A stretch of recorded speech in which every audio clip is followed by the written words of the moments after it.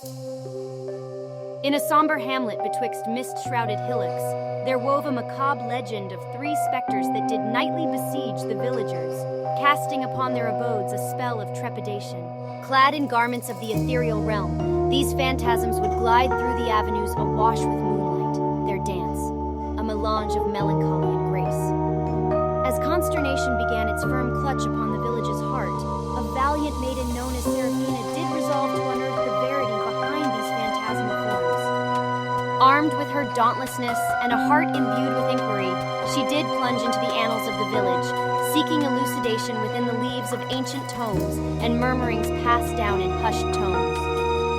One eve, whilst the moon hung low in the firmament, Seraphina ventured unto the village square whence the apparitions were wont to materialize, a lantern clutched in her hand.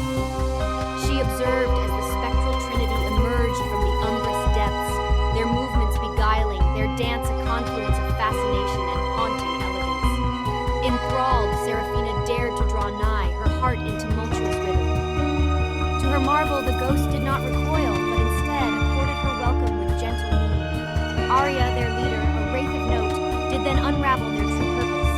A confluence of fate enshrouded in the tendrils of destiny's tapestry did cast its dire spell upon the trio.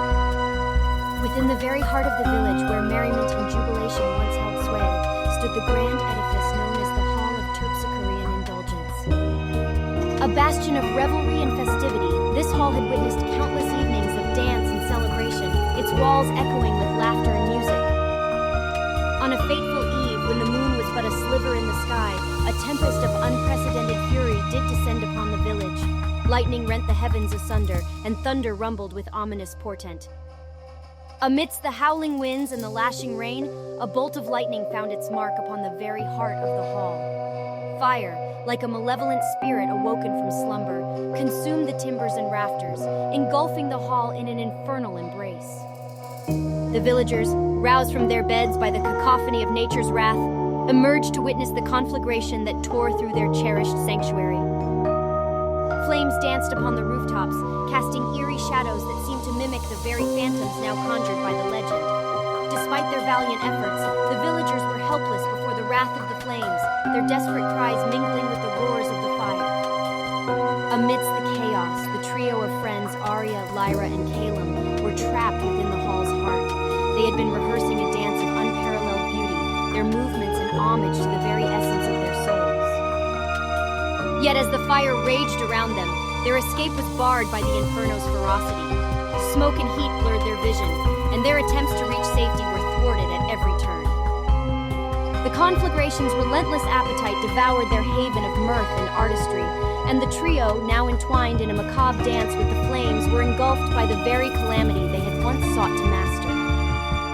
In that moment of searing agony and poignant tragedy, their lives were irrevocably claimed by the elemental tempest that raged within the hall's now charred and skeletal remains. And thus, fate's capricious hand did paint a tableau of sorrow and loss, as the village's cherished hall of dance met its end in a blaze of devastation, forever sealing the legacy of the trio within the annals of the village's haunting lore. The apparitions did hanker for tranquility, not to plague. Their nocturnal dance was not but an attempt to retain vestiges of their memories, the sole medium of communication for their yearning for the loveliness they once possessed. Seraphina was roused by their narrative, and she covenanted to assist them in securing finality. In consort, they concocted a stratagem. With the village's cooperative disposition, they orchestrated a grand fete of dance beneath the argent aegis of the moon, upon the very spot where the dance hall of yore had stood. As villagers, conjoined in jubilation, swayed under the celestial canopy, the very air seemed suffused with reminiscence's potency. The triad of apparitions wove at the epicenter of the merriment, their choreography attaining heights of effulgence hitherto unattained. Anon, a lambent effulgence enveloped them. The specters did transmute, their spectral semblance coalescing into more tangible form. In lieu of the ghostly visage, three youthful souls now stood, radiating euphoria and thanksgiving. The curse was sundered, their liberation realized at last. Revelry pervaded the hamlet, and Seraphina's intrepidity and benevolence found ample adulation. And for the thrice former ghosts, their choice was made to abide within the village of their antecedents, enkindling exultation through dance and mirth.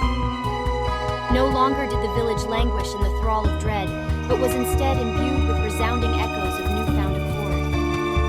Hence, the chronicle unwound itself as a saga of atonement, unity, and the puissance of comprehension. Whenever the villagers, neath the moon's argent embrace, indulged in their dance, the spectral